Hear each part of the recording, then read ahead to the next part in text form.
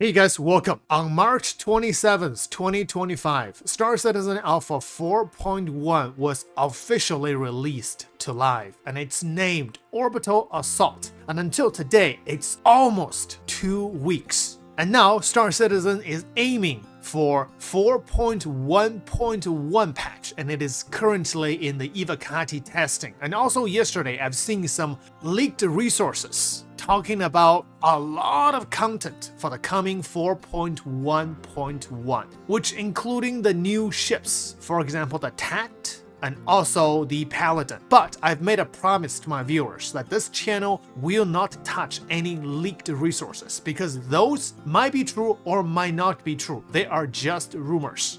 But the hype is already on for the 4.1.1. It's going to be a great patch. It's going to be awesome. Will it? I am not sure. But what is material? What is reality is how good or how bad is Alpha 4.1 for the past 2 weeks that we have been playing and experiencing. And for me personally, I've been playing almost every single day with my friends for hours and hours. So in this video, let's do a review, a reality check on the current state of Star Citizen Alpha 4.1, and that will shine some light on the coming 4.11.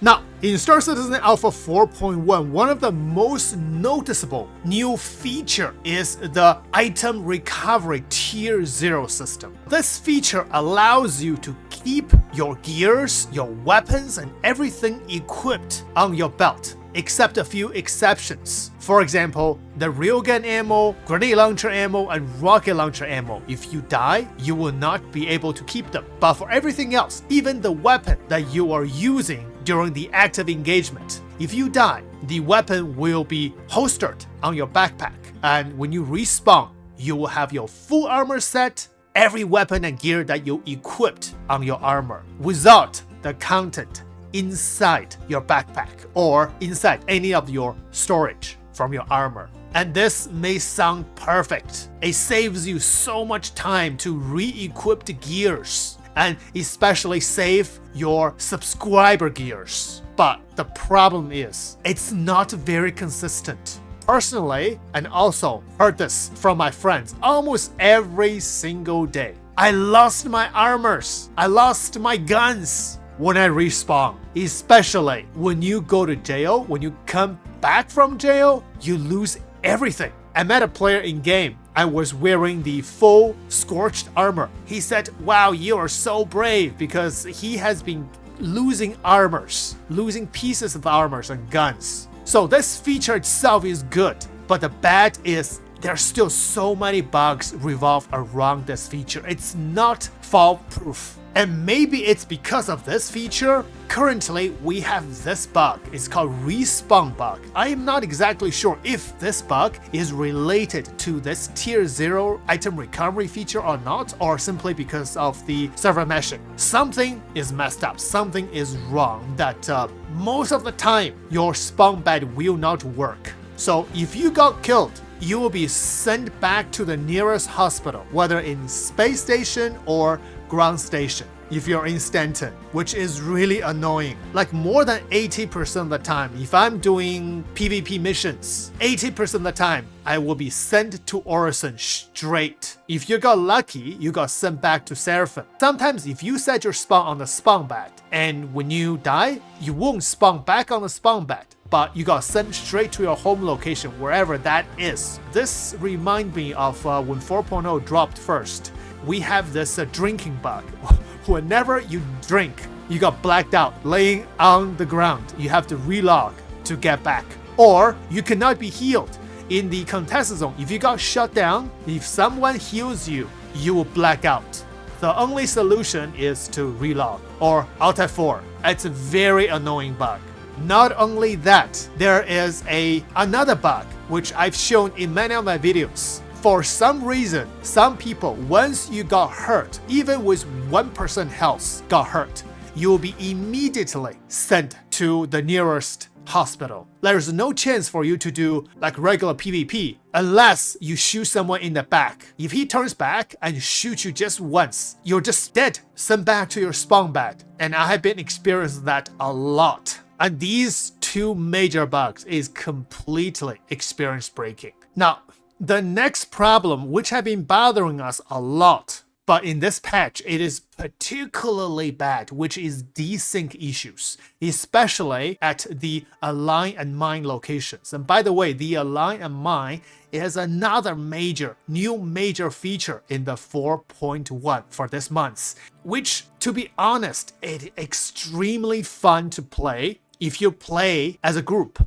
However, this also sets a high bar for single, solo, or small group players. If you play this event, sometimes the ship will jump about 1 kilometer or 2 kilometers away when you're shooting at it. Or sometimes your flare just won't work at all. Or sometimes you drop the bomb. It will not get dropped until like 30 seconds later when you are wondering what is going on and you blow up by your own bomb. The server degraded really quickly a few days after the hotfix patch. Most of the orbital platforms, the battery stopped working, so it's really hard to find a working Allian and Mine location. I think 2 or 3 times we scattered around to looking for a working server. It is really difficult to find. If we find one, and it is mostly occupied by big orcs. And that might be a good thing because we have engaged into the very big giant space combat or ground combat with many different orcs for the past 2 weeks. It was absolutely epic.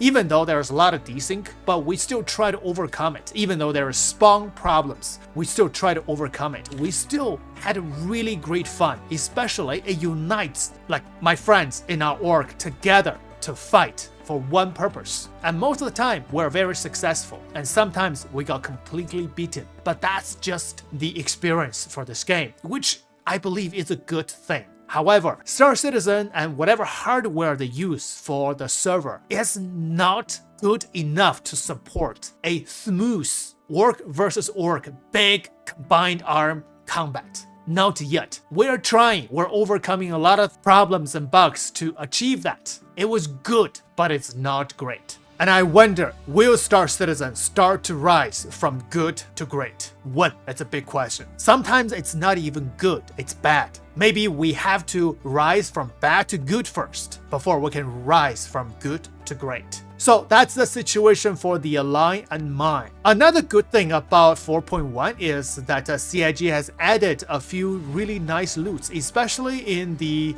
locations under the orbital platforms. There are so many good loots. The Volt Gun, which is added, is really cool weapon. It's not great in PvP, but it can do some serious damage if you know how to use it. And also the Wicklow stuff is something new, something really wonderful, which is associated with the Allian and Mine, which give us a lot of incentive to play this event, to gather materials, to trade with nice painted ships. And CIG is expanding the Wicklow stuff in the 4.1.1, but that's according to the leaked resources. So we're gonna have a few more new ships that you can trade from Wicklow. We're not talking about that because that's just rumors right now. However, Wicklow stuff is definitely a good stuff. And that's why we are trying to get the ships that we want for our org and for our people. Other than the Volt Gun, CIG also added a lot of new armors that you can loot from those locations. And that is really good for solo players.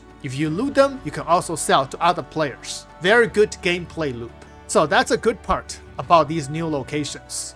Another major thing in the Alpha 4.1 are these 2 new ships. One is the Drake Golem, which I did a video on it. Actually, a couple videos. Even though this ship is designed for mining, but according to the comments I read under my videos, people will still prefer the Prospector or the Mole other than the Drake Golem to do mining. For multiple reasons. One major reason is the boost for the ship is really short and really small. But the Drake Golem laser beam is quite powerful. It can be used creatively to kill players, kill NPCs, kill ships. It's really fun ship to play with, but If you want to do some serious mining, you have to balance between Prospector and the Drake Golem. Second vehicle is the Atlas Geo, which is what a wonderful thing to have. Just because it has a jetpack, you can use this ship to do combat drops, to do minings, to do explorations, to have a lot of fun with it. I did so many videos on that, tested different use for the ship. So the Atlas Geo is definitely a good thing to have for the 4.1 and even beyond, because the possibility is endless. We can do a flamethrower geo, ballistic or laser geo, or a salvage geo. Even better, a repairing geo, because you can jump on top of your capital ships, start doing all the repairings. So the Atlas Geo definitely opens up a lot of possibilities, while the Drake Golem is just so-so, if you don't want to use the word mediocre. Now, what about the patch itself? How playable to the majority of the players? Personally, I haven't experienced too bad of a login problem, but I have seen my friends have problem logging into the game with multiple different weird errors that you cannot access the game. I'm not sure if you guys experienced that or not, but a lot of us have experienced shard lock for multiple times. However, there are workarounds for shard locks, and we are able to overcome it. And sometimes you also experience the long load. I've experienced a few times, but for majority of the time, loading into the game is fairly quick. Maybe because I am in Stanton most of the time. I don't know on the Pyro side how things look like. Oh, I forgot one thing that I really need to mention for this patch. The jail system. It's so messed up. Oh my goodness. I don't know how many of you experienced this. First of all, the crime stat system is really messed up. In the PvP zone on Daymar or Aberdeen, the common rate is up most of the time. And then you go to do PvP, sometimes you got charged with crime, sometimes you don't. It's so weird. And sometimes you got sent to jail when you die, and then every single time for me, I go into jail with maximum sentence. Crime stat 5, 26 hours. So 1 day, 2 hours. 26 hours. Even though I have figured out a way to get out of jail in 10 minutes, but it's quite annoying. The thing is, if you get down your sentence to, let's say, 10 hours, and somehow you died, or you relogged, you go back in jail with full maximum sentence again. 1 day, 2 hours. And if you can bring your gun into jail, like almost every single time, I will bring my gun into jail. And then when you get out of jail, you will lose that gun. I have lost so many subscriber FS9s. So many because of that. And the jail system with the respawning system is a big stumbling block for us to organize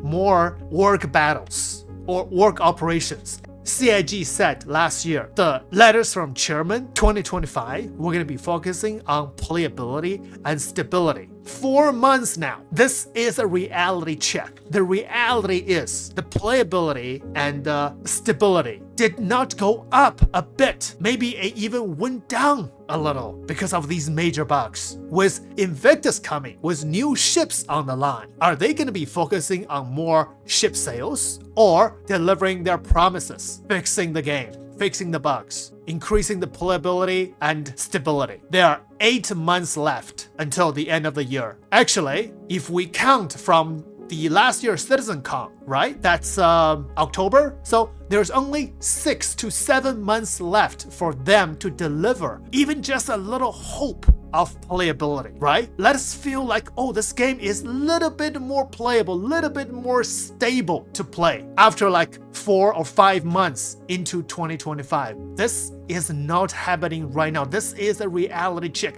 No matter how many people say 4.11 is going to be a great patch, look at all these new features that's rumored to be coming in 4.11. But if you connect the dots, will 4.11 be a great patch? There are only 7 months left for CIG to deliver this promise or give us a little hope to see a little improvement for the game. If not, we might really need to bring that letter and nail it in front of his desk and tell him, Mr. Chairman, read your own letter. And that is all for the reality check. Now, the question you might want to ask me right now is, if the game is so buggy, if the game has so many problems, why are you still playing? Two reasons. My personal note, two reasons. One is I still have great hope for this game, and this game itself has so much potential, and this game is beautiful, and I love Star Citizen science to the core. Actually, I just give you three reasons in that one sentence. Yes, I love all that